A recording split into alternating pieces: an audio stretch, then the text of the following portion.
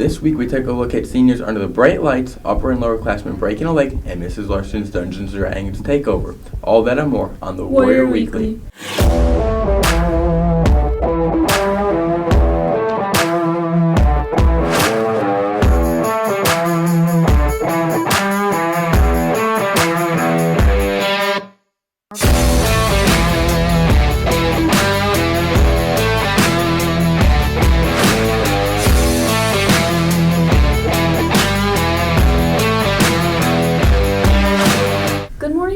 And welcome to this week's edition of the Warrior Weekly presented by Warrior Student Media. I'm Izzy Townsend. And I'm Dylan Elshansky. This week we take a look at a number of exciting events and stories at MCHS. First, we talk to seniors who celebrate their final game under the bright football lights. Number 38. As our senior Warriors took the field for the last game on senior night, there are things that they believe should be seen other than their upfront performance. Like that night, I was just thinking about how everyone kind of appreciates all the hard work you've put in for however many years you've been doing it. Not only do the students see the hard work from their peers, there are other eyes on them too.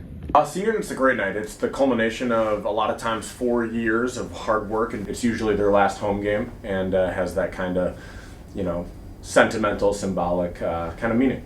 The bonds formed make senior night truly special as a goodbye for the seniors to the rest of the team. I felt pretty excited before senior night. Just was really excited to see all my friends, and then it was just sad because it was our last football game.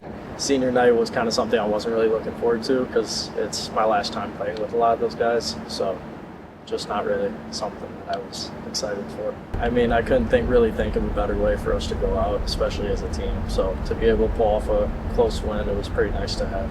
Thank you, Warriors, for your hard work throughout the season. Reporting for the Warrior Weekly, we're Johan Zapata, James Adams, and Izzy Townsend.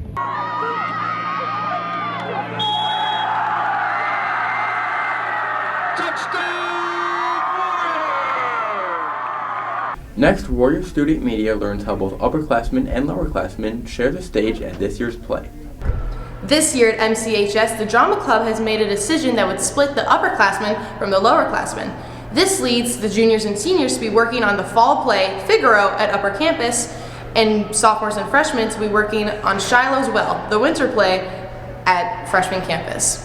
The directors think that this is a beneficial change. Practical thing, there's not as much traveling, although the sophomores have to go back over there. I don't know, it's back and forth. I think we think about this kind of stuff all the time. So, we're trying this new experiment, and then if it works, great. If it doesn't, we can switch things around again. That's the beauty of the program.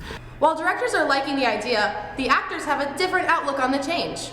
I definitely liked being a leader to these lower classmen. It's definitely refreshing being able to help other people pursue this really beautiful thing of acting, and just being someone that they look up to is a really great thing.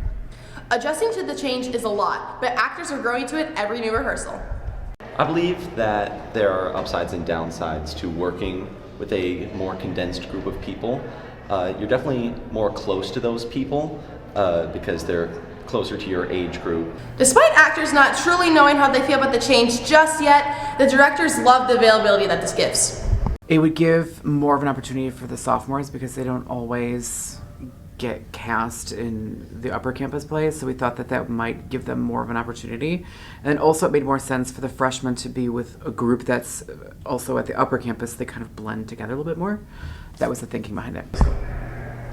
Over at freshman campus, the sophomores are helping the freshmen adjust to their first high school production.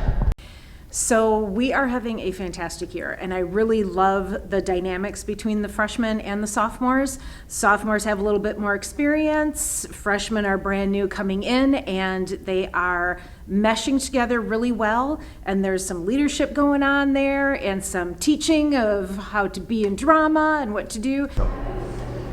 Having sophomores who have been in a high school production before know what to expect and exactly know how to help freshmen and sophomores alike.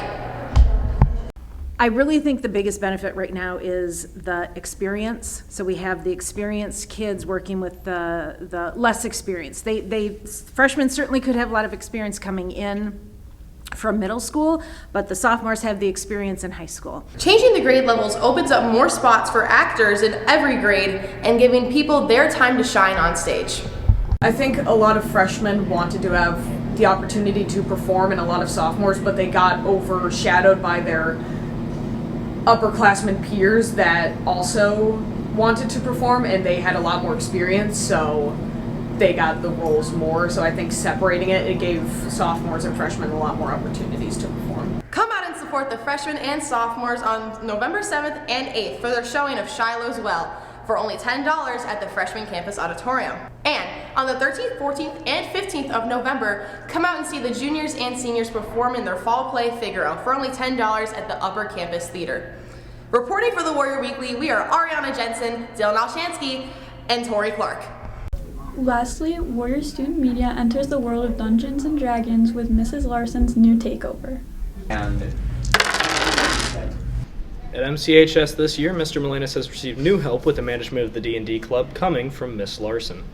So later last year, Mr. Molinas reached out to me and essentially told me that there would be a position opening up for this. I had spent time prior to this telling Mr. Molinas that I was playing D&D in my spare time with my friends, and so he thought I would be a really good fit for the position. But not every club requires a hands-on approach. Miss Larson pulls this off with varied results. What's really awesome about this club is that everyone in it is so capable of developing their own story and developing their own campaigns. So as a result, there's not a lot of planning on my end that has to happen.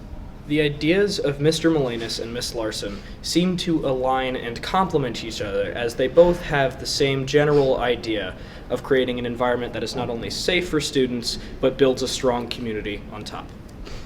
Well, I mean, anytime there's a change, there's a little bit of adjustment, but Miss Larson is very well liked by the students. She's very pro-student, and she's very pro-Dungeons & Dragons, so she's a perfect addition to the club. To me, one of the things about high school is that it's a really difficult time in a lot of kids' lives. There's a lot of tension, there's a lot of different things that you're going through. And so as a result, having those communities where you feel like you belong and having those places where you can go and just relax for a couple hours a week is incredibly important. And I think that our club really provides that to people. Miss Larson and Molinas also agree that the club should be advertised more. I think the biggest thing for Mr. Molinas and I going forward is going to make sure that we're advertising the club so that we can get more members. Well, I would like to see us get t-shirts. I would like to see us maybe get more involved in school activities. But right now my goal number one is to eventually get t-shirts for the club. Miss Larson seems to be taking D&D in a new and potentially exciting direction. Students are happy to see what the future has in store. If you want to join the D&D club, contact Mr. Molinas or Miss Larson for more info. Reporting for the Warrior Weekly, we are Atlas Witten, Ryan Tedman, and Peter Wynn. That's all for today's show. Be sure to follow the Warrior Weekly on all social media platforms, including X, Insta, and TikTok. For Izzy Townsend and all of Warrior Student Media, I'm Dylan Olszewski. Have a great West Year Week, Warriors, and thank you for watching.